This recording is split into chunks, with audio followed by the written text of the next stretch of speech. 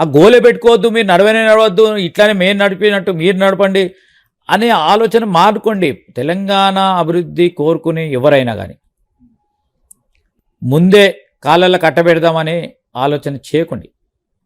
వీళ్ళు నడుస్తూ ఉన్నారు చూడండి, మీరు నడుస్తూ ఉన్నారా, పరిగెత్తుతున్నారా, లేకుంటే 100 మీటర్స్ స్ప్రింట్ చేస్తూ ఉన్నారా, చేసి దాన్ని సాధిస్తారా?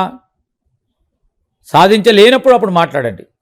సో ఈ 7 లక్షల కోట్ల అప్పులు వాడు 3 లక్షల కోట్లు మాత్రమే అప్పుల విషయంలో అసలు అప్పులే చేయలేదు అంటున్నారు వాళ్ళు. దానికి సమాధానం ఏం చెప్తారు? చాలా క్రియేట్ చేసాము అని చెప్తున్నారు. ఇప్పుడు దేని పరంగా ఆస్తులు క్రియేట్ చేసిండ్రు? కాళేశ్వరం కట్టిండ్రు, ఆస్తులు క్రియేట్ చేసినట్ట. ఈరోజు కట్టిన బ్యారేజ్ కూలిపోతే అది ఆస్తులు క్రియేట్ చేసినట్ట. ఖర్చు పెట్టిండ్రు కానీ మిగతా అంతా ప్రొడక్టివిటీ మిగతా అంతా చాలా బాగానే ఉంది. ఏం బాగుంది? కాన్స్టిట్యున్సీ కదా కాళేశ్వరం. ఏం బాగుంది అంటున్నా. ఈరోజు ఉదాహరణ చెప్తా ఉన్నానండి. ఆ ప్రాంత ప్రజలకు సంబంధించి 1 ఎకరం కూడా సాగుకి ఇవ్వకుండా ఓన్లీ మీరు బ్యారేజీలు కట్టి ఎవరి గురించి నీరు అందిస్తా ఉన్నారు? మీ కాన్స్టిట్యున్సీలో 1 ఎకరం కూడా 1 ఎకరము కాళేశ్వరం అదే కాళేశ్వరం నుంచి 3 బ్యారేజీలు కూడా పూర్తి స్థాయిలో నా నియోజకవర్గం నుంచి 1 ఎకరం ఆ ప్రాంతానికి సంబంధించిన ప్రజానికానికి సంబంధించిన ఇల్లులు పోయినాయి, భూములు పోయినాయి, ఉపాధి కోల్పోయినారు. అయినా కానీ 1 ఎకరం కూడా ఆ కాళేశ్వరం ప్రాజెక్ట్ ద్వారా మాకు నీరు రాలేదు. అది ఆలోచన చేయలేదు. మేము ప్రభుత్వంలో ఉన్నప్పుడు మొదలుపెట్టింది అది అక్కడే ఆపేసిండ్రు. వారికి ఏ విధంగా చెప్తారండి? దేంట్లో కూడా వారు చెప్పుకోవడానికి జవాబు లేదు. అయినా కానీ మేము ఇట్లనే నడిపిస్తాం. కాళేశ్వరంలో ఒక లింక్ అందే ప్రాబ్లం అంటున్నారు, మిగతా అంతా బాగానే ఉంది కదా. మల్లన్న సాగరు ఇవన్నీ వాడుకుంటున్నారు కదా, రంగనాయక సాగరు, ఎల్లంపల్లి తర్వాత పైన కట్టిన డ్యామ్ సేఫ్టీ వారు ఇచ్చిన రిపోర్ట్ ఏముందండి ఒకసారి మీకు కూడా తెలుసు. మొత్తం అది ప్రజా డాక్యుమెంట్. డ్యామ్ సేఫ్టీకి సంబంధించిన వారు కేంద్ర ప్రభుత్వానికి సంబంధించి ప్రభుత్వ యంత్రాంగానికి సంబంధించిన అధికారులు, నిపుణులు వచ్చి వారు రిపోర్ట్ ఇచ్చారు. అది మేము కాదు కదా, కేంద్ర ప్రభుత్వం మాది కాదు కదా. పర్యవాస్తే ఎందుకంత రచ్చ చేస్తున్నారు? పర్యవాసి కాదు, అది ఒక 100 కోట్లు ఖర్చు పెడితే రిపేర్ అయ్యేదానికి ఇంత 2 సంవత్సరాలు. ఇప్పుడు కూడా చెప్తా ఉన్నాం, డ్యామ్ సేఫ్టీకి సంబంధించిన అధికారులు రేపటి నుంచే రిపేర్ మొదలు పెట్టండి అని చెప్తే మేము ఒక నిపుణులుగా వారు చెప్తా ఉన్నాం కదా సార్.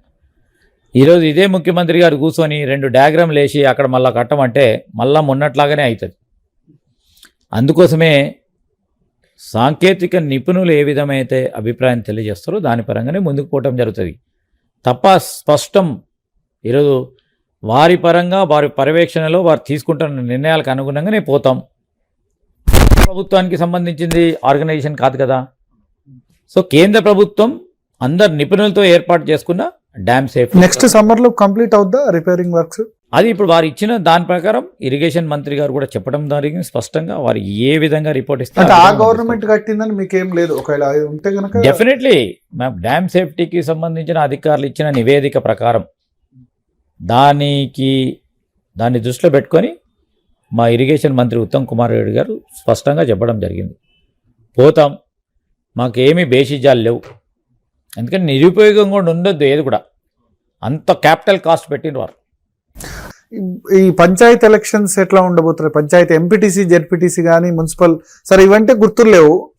దీనికి సంబంధించి అయితే బీసీ రిజర్వేషన్ 42% ఇస్తాను 17% ఇచ్చి మోసం చేశారు అని అంటారు. నిన్న ఒక అతను సూసైడ్ కూడా చేసుకున్నారు, ఈశ్వరాచార్యని. ఇప్పుడు ఒకటండి, కాంగ్రెస్ పార్టీ ప్రభుత్వం మా రాహుల్ గాంధీ గారి ఆలోచన మేరకు 42% ఈరోజు ఒక డెడికేటెడ్ కమిషన్ ఏర్పాటు చేసుకొని మరి కమిషన్ ఇచ్చిన నివేదిక ప్రకారం రిజర్వేషన్ ప్రక్రియను చేపట్టి దానికి సంబంధించిన ప్రభుత్వ ఉత్తర్వులు ఇచ్చి ముందుకు పోవాలని ఎన్నికలను కూడా డిక్లేర్ చేయటం జరిగింది. ఎవరు ఆపినరు? కోర్టు పరంగా ఆ నిబంధనల ప్రకారం ఆగి ఉన్నది. దానికేంది, ఉన్న అన్ని ఆలోచనలు చేసి లాఖరికి కూడా కేంద్ర ప్రభుత్వం పైన ఒత్తిడి తీసుకురావడానికి జంతర్ మంతర్ దగ్గర మరి పెద్ద ఎత్తున ధర్నా చేయడం జరిగింది. ముఖ్యమంత్రిగా రాహుల్ గాంధీ రాలేదు, ప్రియాంక గాంధీ రాలేదు, మల్లికార్జున ఖర్గే రాలేదు, ఎవరు రాలేదు. సీరియస్నెస్ లేదు కాంగ్రెస్ పార్టీలో. ఆ రోజు జరిగింది బీహార్లో ఒక చిన్న జార్ఖండ్కు సంబంధించిన అంశం. అందరూ అనుకోకుండా జరిగిన సంఘటన మాజీ ముఖ్యమంత్రి గారు చనిపోవటం అందరూ అక్కడ పోయిండ్రు. కానీ జమ్మూ కాశ్మీర్ దానికి మాజీ సంబంధించి- గవర్నర్ చనిపోతే అక్కడికి వచ్చారు రాహుల్ గాంధీ అదే రోజు. అదే రోజు అక్కడ పోయినరు. ఆ విధమైన అక్కడ ఎందుకంటే సోషల్ అప్లికేషన్ పరంగా పోయినరు. దానికి రాలేదు అంటే ఏమండి, ఇంకా జంతర్ మంతర్ దగ్గర ప్రభుత్వం తరఫున పార్టీ తరఫున ధర్నా చేస్తే అదొక అంశం అండి. రాహుల్ గాంధీ గారు లేరు, మల్లికార్జున ఖర్గే గారు లేరని మల్లికార్జున ఖర్గే గారు రాహుల్ గాంధీ గారి ఆలోచన మేరకే 42% తీసుకొచ్చినాం. వారి ఆలోచన లేకుండా ఇంత 2 పెద్దమైన సార్లు ధర్నా ప్రధానమైన పెట్టారు పాలసీ జంతర్ మంతర్లో, తీసుకున్నారు. 2 సార్లు రాలేదు రాహుల్ గాంధీ. రావాలని రూల్ ఇక్కడ ఉందా? 42% ఒక ప్రధానమైన ప్రభుత్వ పాలసీ నిర్ణయం తీసుకున్నప్పుడు మా ఏఐసిసి ఆలోచన లేకుండా ఎవరైనా చేస్తారా?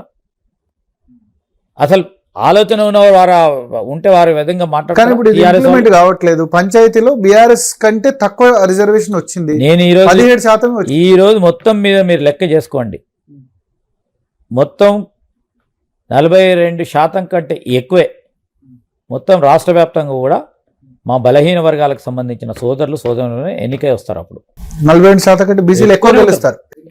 ఎక్కువనే ఉంటారు చూడండి. కానీ మీరు పార్టీ పరంగా మీరు ఇస్తా అని చెప్పారు, ఎక్కడ మరి కనుక 100% దానికంటే ఎక్కువనే ఇస్తున్నారు.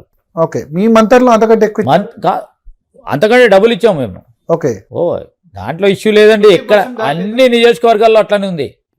పిసిసి అదేవిధంగా ముఖ్యమంత్రి గారు, పిసిసి అధ్యక్షులు మహేష్ గారు, అదే ముఖ్యమంత్రి గారు స్పష్టంగా 42% పార్టీ పరంగా ఈరోజు ముందుకు నడవాలి అని చెప్పిండ్రు. పార్టీ పరంగా లేదు అక్కడ. అయినా మేము బలపరిచే మా పార్టీకి సంబంధించిన సోదరులు తప్పకుండా 42% పైమించే ఉంటుందని ఉండే విధంగా అన్ని చర్యలు తీసుకోవటం. సార్ మీరు మేనిఫెస్టో కమిటీ చైర్మన్ కాబట్టి అడుగుతున్నా, ఈ 42% లెక్క ఎట్లా వచ్చిందని అడుగుతున్నారు వాళ్ళు. ప్లస్ ఈ 42% అంటే సరే కోర్టు ఉంది, కానీ బీసీలకు చాలా బీసీ డిక్లరేషన్ లో చాలా హామీలు ఇచ్చారు, దానిలో ఎన్ని ఇంప్లిమెంట్ చేశారు? ఏమీ చేయలేదు. వర్గీకరణ కూడా చేస్తామన్నారు, ఈ పొలిటికల్ రిజర్వేషన్ లో కూడా ఏబిసిడి వర్గీకరణ ఉంటుందని చెప్పి అవన్నీ చేయలేదు. తర్వాత బడ్జెట్ కూడా ఆకాశాన్ని తీసుకొచ్చి ఒకటే సంవత్సరంన్నరలో మొత్తం అద్భుతాలు చేయాలి అని ఆలోచన చేసే టీఆర్ఎస్ కానీ బీజేపీకి కానీ చెప్తా ఉన్నాం. ఒకటి అవకాశం వచ్చింది, మేము ఈరోజు చెప్తా ఉన్నామండి, వివిధ బలహీన ఓబీసీలకు సంబంధించిన వివిధ కార్పొరేషన్ ఏర్పాటు చేసినాం. కార్పొరేషన్ ధరతోని వారి సంక్షేమానికి సంబంధించిన అంశాలను కూడా దృష్టిలో పెట్టుకొని ముందుకు నడుస్తా ఉన్నాం. ఈరోజు డెడికేటెడ్ కమిషన్ వేయాలి. ట్రిపుల్ టెస్ట్కి సంబంధించిన అంశం విషయంలో సుప్రీంకోర్టు ఇచ్చిన ఆదేశాల వరకే నడిచినాం, ఏదో సొంతగా అభిప్రాయం చేయలే. స్పష్టంగా సైంటిఫిక్గా శాస్త్రీయబద్ధంగా ఏ కార్యాచరణ తీసుకుంటే దేన్నైనా తప్పు పట్టవచ్చు. వాళ్ళు ప్రతిపక్షంలో ఉన్న తప్పు పట్టాలి, ప్రతి ఒక్కరైనా తప్పు పడతా ఉంటారు. సూసైడ్ చేసుకున్నారు ఈశ్వరాచార్య వ్యక్తిని, మీరు ఏమైనా మెసేజ్ ఇస్తారా వాళ్ళకి? ఎట్లా బీసీ రిజర్వేషన్ మీద నెక్స్ట్ ఫర్దర్ యాక్షన్ దాని మీద? అంటే ఈరోజు నేను సున్నితమైన అంశం ఇది, నాకు తెలియదు అది. దానికి సంబంధించిన మిత్రులు ఎవరైతే ఆందోళన పడొద్దు. కాంగ్రెస్ పార్టీ ఈరోజు రాహుల్ గాంధీ గారు కూడా స్పష్టంగా 42% రిజర్వేషన్ కలిగేయాలనే ఉద్దేశంతోనే ముందుకెళ్తా ఉన్నాం. ఆ క్రమంలో రాహుల్ గాంధీ గారు కూడా స్పష్టం చేయటం జరిగింది, కేంద్ర ప్రభుత్వం ముందుకొచ్చి 50%కి సంబంధించిన సీలింగ్ని ఎత్తివేసి జనాభా ప్రతిపాదికన రిజర్వేషన్లు ఏర్పాటు చేయాలని అనేక సందర్భాల్లో కేంద్ర ప్రభుత్వాన్ని డిమాండ్ చేస్తా ఉన్నారు, కోరుతా ఉన్నారు. ఈరోజు మా ప్రభుత్వం రాహుల్ గాంధీ గారు హైదరాబాద్కు వచ్చినప్పుడు కూడా స్పష్టంగా చెప్పడం జరిగింది, రాజ్యాంగానికి సంబంధించిన సవరణ తీసుకురావాలి. మేము వచ్చిన మొదటి రోజే కాంగ్రెస్ పార్టీ ప్రభుత్వం కేంద్రంలో వచ్చిన తర్వాత తప్పకుండా ఈ అంశం ప్రధానమైన అంశంగా తీసుకొని సవరణ చేస్తామని ఇదే హైదరాబాద్లో బలహీన వర్గాలకు సంబంధించిన సదస్సు జరిగితే, ఇదే 42%కి సంబంధించి సదస్సు జరిగితే అక్కడ స్పష్టంగా చెప్పడం జరిగింది. రాహుల్ గాంధీ ఇక్కడికి వచ్చి పార్టిసిపేటే తెలియదు కానీ అక్కడెక్కడో జంతర్ మంతర్లో రాలేదు, ఎందుకు రాలేదని మాట్లాడతారు.